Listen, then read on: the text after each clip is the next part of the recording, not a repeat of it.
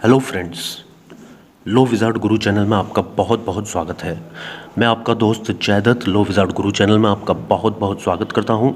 आज मैं सर आपके सामने नया चैप्टर लेकर आया हूं, इनपुट टैक्स क्रेडिट। जीएसटी में इनपुट टैक्स क्रेडिट को आप कब अपनी बुक्स में बुक कर सकते हैं, कब इनपुट टैक्स क्रेडिट को अवेल कर सकते हैं, इसके संदर्भ में बातें हम इस चैप्टर के अंदर पढ़ेंगे, जहाँ पर हम सेक्शन नंबर 16 से लेकर सेक्शन नंबर 19 तक पढ़ेंगे। रेड विद रूल्स भी पढ़ेंगे, रूल 36 से लेकर रूल नंबर 43 तक हम यहाँ पर कवरेज करेंगे सर। तो हम शुरुआत करते हैं दोस्तों इनपुट टैक्स क्रेडिट की। मोस्ट इम्पोर्टेंट चैप्टर है सर ये। इनपुट का मतलब क्या होता है सर? इनपुट का मतलब होता है फाइनल गुड्स और फिनिश गुड्स को कंप्लीट करने के लिए जो भी एलिमेंट आपने यूज़ लिए हैं वो इनपुट कहलाते हैं। फाइनल गुड्स को बनाने के लिए हम रॉ मटेरियल यूज़ लेते हैं, कैपिटल गुड्स यूज़ लेते हैं और इनपुट सर्विसेज यूज़ लेते हैं। तो ये तीन एलिमेंट सर जो फिनिश गुड्स और फाइनल गुड्स को बनाने में, कंप्लीट करने में यूज़ लिए जाते हैं वो इनपुट कहलाते हैं। टैक्स की बात करें तो इनपुट की परचेज पर जो भी आपने जीएसटी पे किया है वो टैक्स कहलाएगा। जैसे इनपुट की परचेज पर सर आपने जीएसटी और सीजीएसटी पे किया होगा यदि आपने इंट्रा स्टेट परचेज किया है तो। यदि आपने अदर स्टेट्स में और अदर यूटी से परचेज किया है तो आईजीएसटी लगा होगा, चूँकि इंटर स्टेट सप्लाई पर आईजीएसटी लगता है और इंटर स्टेट सप्लाई पर सीजीएसटी और एसजीएसटी लगता है। तो इन टैक्स को जो आपकी जेब से वसूले गए हैं, सप्लायर के द्वारा इनवॉइसेस के थ्रू आपसे रिकवर कर गवर्नमेंट को पे किए गए हैं, वो आपके इनपुट टैक्स हैं सर, जो आपकी इनपुट परचेज पर आपसे लिए गए हैं। Okay sir. तो यहाँ पर जीएसटी के अंदर कहा जाता है कि जो आपसे टैक्स लेकर गवर्नमेंट को सप्लायर ने पे किया है वो आपकी जेब से जा चुका है, उसका बर्डन आपकी जेब पर आ चुका है। तो जब आप आउटपुट सप्लाई करें, हाँ दोस्तों, जब आप आउटपुट सप्लाई करें एज ए रजिस्टर्ड पर्सन, तो आउटपुट सप्लाई पर जो भी टैक्स लाइबिलिटी आपकी बनेगी उस टैक्स लाइबिलिटी में से इनपुट यानी कि आपकी खरीद पर, चाहे रॉ मटेरियल हो, कैपिटल गुड्स हो या इनपुट सर्विसेज हो, उनकी खरीद पर जो आपने टैक्स पे किया है उसका क्रेडिट आपको दे दिया जाएगा। यानी कि आपकी आउटपुट टैक्स लाइबिलिटी इनपुट पर पे किए गए टैक्स से कम कर दी जाएगी। यही बात क्रेडिट में कहा है कि जो इनपुट टैक्स पे किया उसका बेनिफिट मिल जाएगा जब आप आउटपुट पर टैक्स पे करेंगे दोस्तों। तो ये सारी बातें इस चैप्टर में हमें पढ़नी है। दो क्वेश्चन अराइज हो सकते हैं दोस्तों, दो क्वेश्चन अराइज हो सकते हैं रिलेटिंग टू आईटीसी। पहला क्वेश्चन हो सकता है सर आईटीसी के अवेलमेंट का, और दूसरा क्वेश्चन हो सकता है किस प्रकार से आईटीसी को यूटिलाइज किया जाता है। आईटीसी का अवेलमेंट ही बुक करना कहलाता है। आईटीसी को ये कहते हैं हम कि मुझे गवर्नमेंट से इतने रुपए लेने हैं। कहने का मतलब सर इतना सा है कि जब आप आउटपुट पर टैक्स पे करने जाएंगे तो ये जो टैक्स आपने इनपुट पर पे किया है गवर्नमेंट कहती है कि इसे आप हमसे ले लीजिएगा। कहने का मतलब इन कैश आपको कुछ नहीं मिलता है, आउटपुट पर जो आपकी टैक्स लाइबिलिटी होती है वो आपकी इतने से कम हो जाती है। ठीक है सर। ओके। क्वेश्चन जो how to utilise ITC at the time of payment of output tax, sir ये डिस्कशन पेमेंट चैप्टर में होता है सेक्शन 49, 49A और 49B के अंदर। ठीक है सर। आईटीसी के अवेलमेंट और आईटीसी को बुक करने से संबंधित बातें हम इस चैप्टर में पढ़ेंगे। किस प्रकार से सर हम पढ़ेंगे, देखिए इसी बात का ट्रीटमेंट हमें यहाँ पर पढ़ना है इस चैप्टर के अंदर, और सेक्शन 16 से सेक्शन 19 तक हमें फॉलो करना है। सेक्शन 16 सर एलिजिबिलिटी कंडीशंस के बारे में बताता है कि किन कंडीशन को आपको सेटिस्फाई करना होगा तभी आपको आईटीसी मिलेगा। सेक्शन 17 क्या कहता है sir, apportionment of blockage of ITC. Sir section 17 कहता है कि सेक्शन 16 की कंडीशन चाहे आपने फुलफिल कर दी हो आईटीसी के लिए, चाहे आप एलिजिबल हो गए हो, फिर भी यदि 17 के अंदर आईटीसी गवर्नमेंट के द्वारा ब्लॉक कर दिया जाता है, यदि 17 की कंडीशन में आप फॉल होते हैं यानी कि आपका आईटीसी गवर्नमेंट ने ब्लॉक कर दिया, तो फिर सर आपको आईटीसी नहीं मिलेगा। यानी कि सेक्शन 17 को भी हमें देखना पड़ेगा हमारी जी एलिजिबिलिटी कंडीशंस के साथ में। Section number 18 sir availability of ITC in special circumstances की बातें करता है। सेक्शन 18 हम अलग से देखेंगे। और section 19 ITC in case of job worker की बातें करता है। सेक्शन 16 से हम चालू करते हैं सर इस डायग्राम के साथ, जो आपको और अच्छी अंडरस्टैंडिंग देगा। कि पिक्चर एक्चुअल में क्या बन रही है। Eligibility condition to avail ITC section number 16। Sir यहाँ पर मिस्टर एक्स मैन्युफैक्चरर है, मान लीजिए मिस्टर एक्स मैन्युफैक्चरर है जो किसी गुड्स का प्रोडक्शन करते हैं, फाइनल गुड्स का प्रोडक्शन करते हैं, पर उस गुड्स को प्रोड्यूस करने के लिए उन्हें सप्लाई की ज़रूरत होती है, रॉ मटेरियल की परचेज की ज़रूरत होती है, कुछ कैपिटल गुड्स की ज़रूरत होती है, कुछ इनपुट्स की ज़रूरत होती है। तो मिस्टर एक्स से उन्होंने मान लीजिए रॉ मटेरियल परचेज किया, मिस्टर बी से उन्होंने कैपिटल गुड्स परचेज किया और मिस्टर सी से उन्होंने इनपुट सर्विसेज परचेज की। तो सर ए, बी और सी रेस्पेक्टिवली 3 सप्लायर हैं जिन्होंने मिस्टर एक्स को रॉ मटेरियल, कैपिटल गुड्स और इनपुट सर्विसेज की सप्लाई करी। तो एक्चुअल में जो उन्होंने सप्लाई किया था उस पर इन्होंने इनवॉइस चार्ज किया था मिस्टर एक्स पर, और इनवॉइस में उन्होंने जीएसटी भी मिस्टर एक्स से चार्ज किया था। अब चूंकि मिस्टर एक्स एक रजिस्टर्ड पर्सन और ये तीनों सप्लायर भी रजिस्टर्ड पर्सन थे, मिस्टर एक्स से ये जीएसटी रिकवर कर ये तीनों गवर्नमेंट को पे कर देंगे, बट इन तीनों टैक्स का बर्डन तो मिस्टर एक्स पर ही आया है with respect of purchase of raw material, purchase of capital goods और इनपुट सर्विसेज।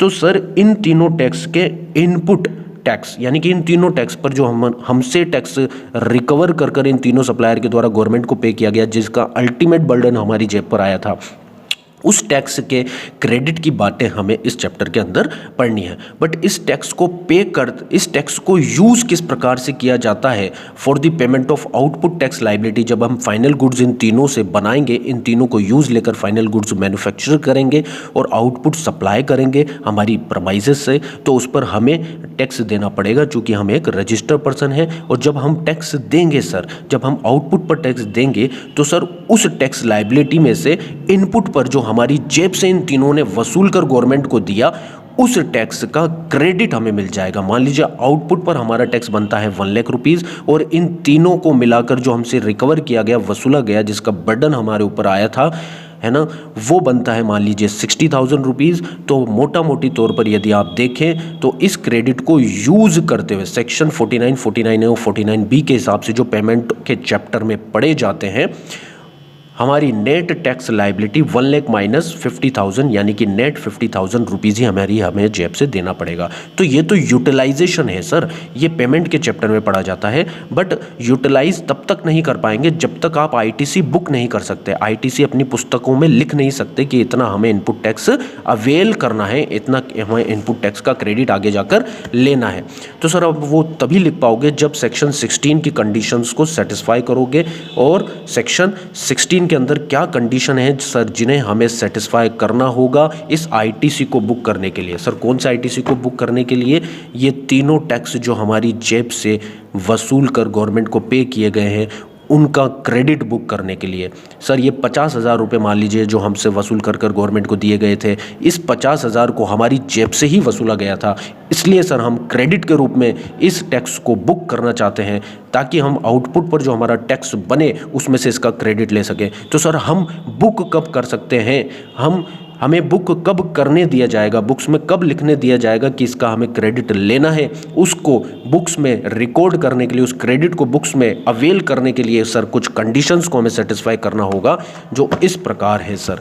वो कंडीशंस हैं सर इस प्रकार। सेक्शन नंबर 16 सबसेक्शन 1 के अंदर सर 2 कंडीशन है, यानी कि कैसे हम बुक कर सकते हैं, अवेल कर सकते हैं आईटीसी को। सेक्शन 16 सबसेक्शन 1 की सर कंडीशन है कि आप रजिस्टर्ड पर्सन होने चाहिए, यानी कि हमारे एग्जाम्पल में मिस्टर एक्स जो मैन्युफैक्चरर हैं वो अपने इनपुट पर जो टैक्स उनसे वसूला गया उसका क्रेडिट तभी लिख सकते हैं जब वो रजिस्टर्ड पर्सन हो।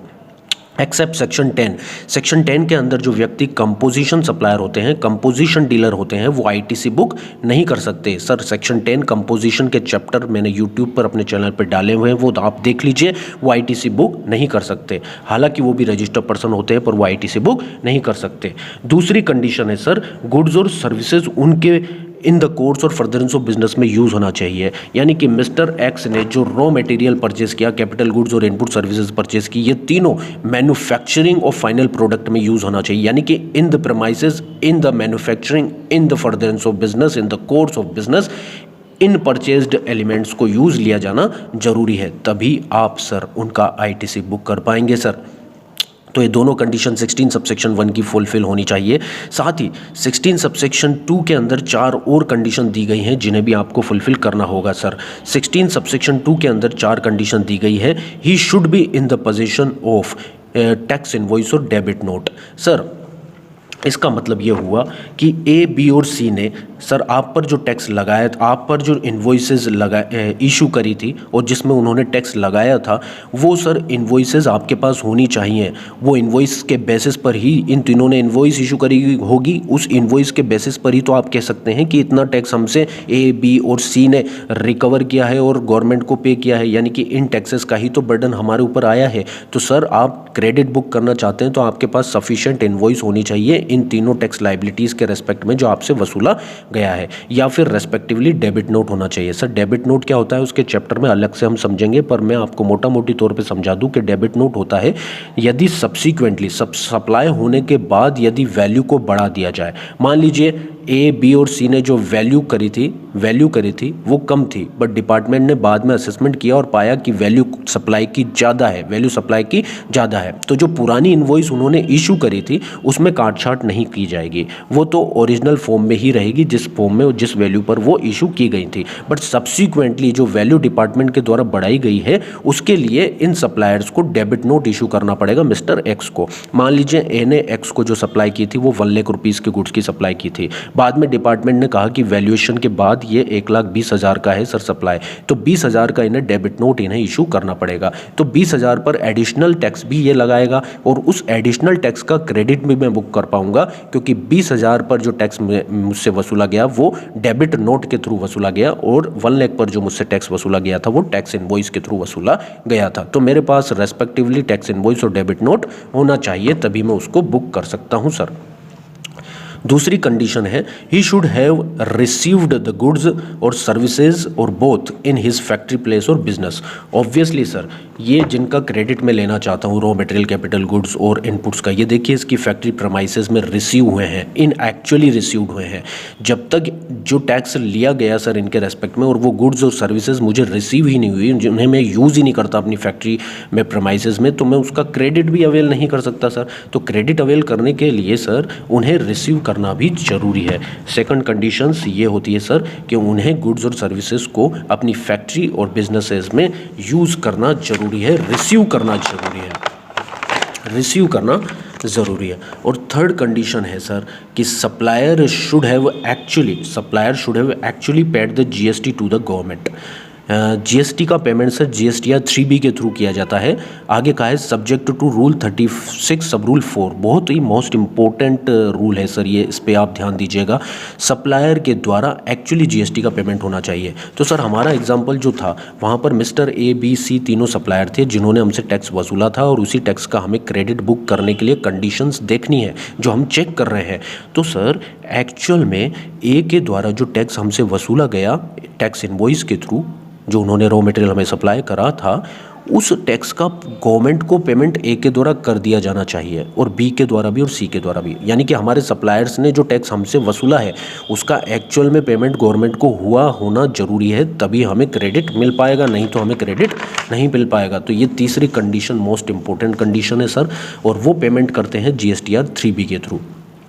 ठीक है, ये एक रिटर्न होता है जिसके थ्रू पेमेंट किया जाता है सप्लायर के द्वारा। 36 सब रूल 4 क्या है सर वो हम देखेंगे, उसे भी ध्यान रखना है।